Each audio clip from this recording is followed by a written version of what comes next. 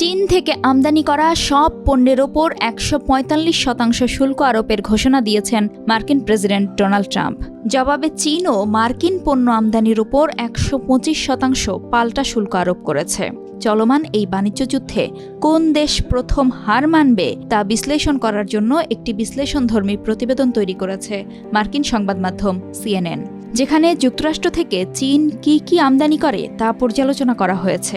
দেখানো হয়েছে চীন কিভাবে যুক্তরাষ্ট্রের বিকল্প হিসেবে অন্য দেশ থেকে এসব পণ্য আমদানি করে তাদের চাহিদা পূরণ করতে পারে, তবে এর ফলে ভয়াবহ বিপদে পড়তে পারে মার্কিন কৃষকেরা।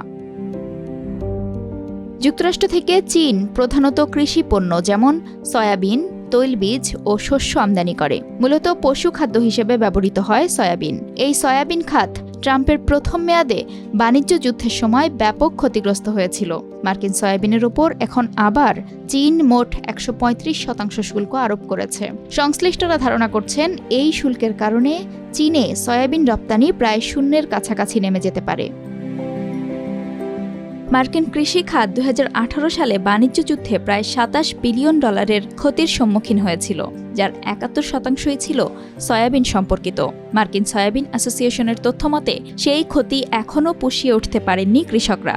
এমনকি ২০২৪ সালের নির্বাচনেও যুক্তরাষ্ট্রের অনেক কৃষক ট্রাম্পকে সমর্থন করেছিলেন। তারাও এখন আর্থিক সংকটের মুখে। অন্যদিকে ঘাটতি মেটাতে ইতোমধ্যেই চীন ব্রাজিল থেকে সয়াবিন আমদানি বাড়িয়েছে। দক্ষিণ আমেরিকার দেশটি বিশ্বের শীর্ষ সয়াবিন রপ্তানিকারক। ২০১০ সাল থেকে চীনে ব্রাজিলের সয়াবিন রপ্তানি ২৮০% বেড়েছে, যেখানে স্থবির রয়েছে মার্কিন রপ্তানি। গত নভেম্বরেই দুই দেশের সম্পর্ক জোরদারে ব্রাজিল সফর করেন চীনের প্রেসিডেন্ট শি জিনপিং।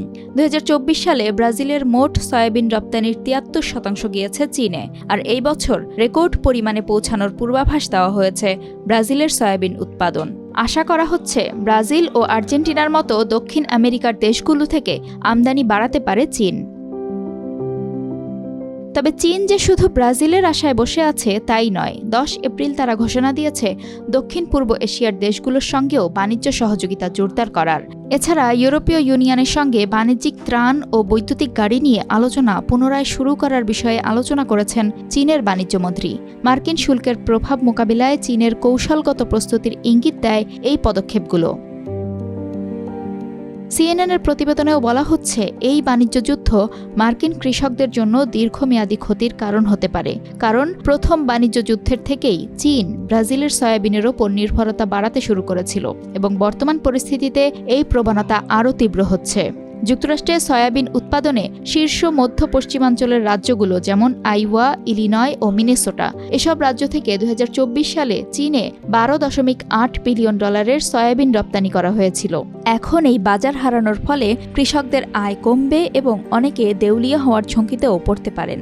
প্রথম মেয়াদে ট্রাম্প সরকার তার কৃষকদের জন্য $২৮ বিলিয়ন বেল আউট দিয়েছিল, তবে বিশ্লেষকরা সতর্ক করে বলেছেন বারবার বেল আউট দীর্ঘমেয়াদী কোনো সমাধান নয় এবং এটি বাজারের দীর্ঘস্থায়ী ক্ষতি রোধ করতে পারবে না।